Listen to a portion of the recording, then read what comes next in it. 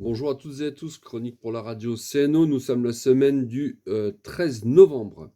Novembre, Movembre. Bienvenue dans cette seconde chronique d'une mini-série de 3 épisodes sur l'eau. La première évoquait les océans du globe et la fonte des calottes glaciaires. Oui, les calottes sont cuites. Ouh là là, fallait oser ici, celle-là. L'eau de mer représente 98%, l'eau d'eau douce 2%, dont 1,5% dans les glaciers.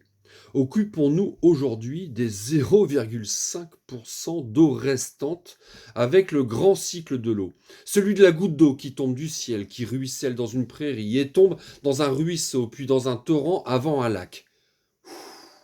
Elle se repose un peu, puis repart dans un fleuve qui lui se jette par amour à la mer. Elle navigue, puis le jeu des hautes et basses pressions, dues aux variations de température, la fait s'évaporer et s'agglutiner autour d'une poussière. Trop nombreuse, trop chargée, elle revient sur Terre pour permettre la vie. On distingue l'eau verte qui s'évapore depuis la Terre et l'eau bleue, celle qui fait un grand cycle complet.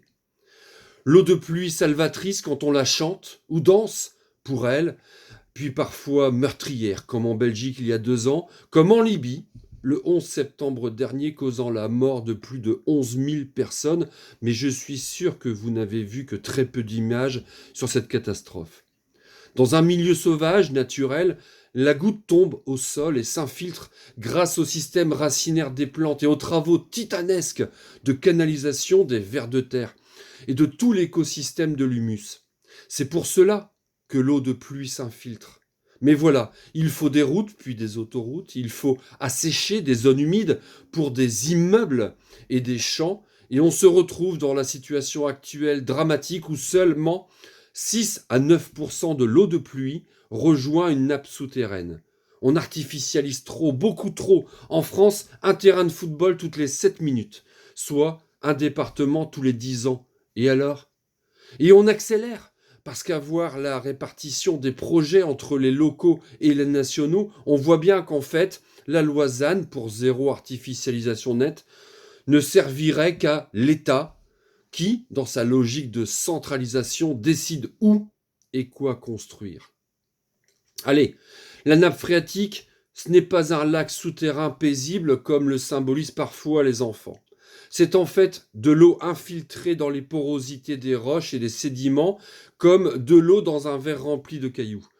C'est à partir du moment où le niveau de l'eau est suffisamment haut que les rivières se gorgent d'eau, et c'est la déclivité qui crée le mouvement vers l'aval.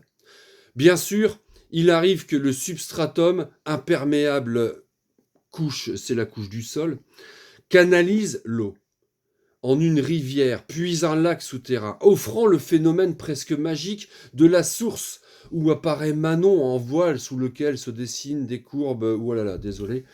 Je disais donc que tout ceci est mécanique, c'est de l'hydrologie, mais un peu de magie aussi. Pardon. Cette eau purifiée est donc potable et chargée d'oligo-éléments grâce à la filtration qu'on retrouve dans les ruisseaux et les nappes phréatiques, ne représente que 0,00012%. Et nous la pompons à tour de bras pour nos besoins, bien au-delà de sa capacité à se régénérer. Eh bien, nos besoins en eau, justement. L'ADEME le chiffre à 148 litres quotidiens en eau domestique, pour toilettes, cuisson, hygiène, mais pour notre alimentation, pour construire nos bâtiments, pour fabriquer nos objets, nos produits, et disons-le, alimenter nos 20% de fuite. C'est en moyenne 8 mètres cubes d'eau potable par jour, pour un Français moyen. On dit qu'on est en stress hydrique quand on passe sous le seuil des 5,5 mètres cubes d'eau par jour et en pénurie d'eau en dessous des 2,2 mètres cubes. Tous les pays du Maghreb, comme le Yémen, l'Égypte, seront sous le seuil des 200 litres. Nous, on est à 5,5 mètres cubes. Ils seront en dessous des 200 litres d'eau par jour. Très bientôt. 2030. Vous savez aussi bien que moi à quoi conduiront ces pénuries d'eau. Allez, belle journée à toutes et à tous, malgré tout, et à très vite.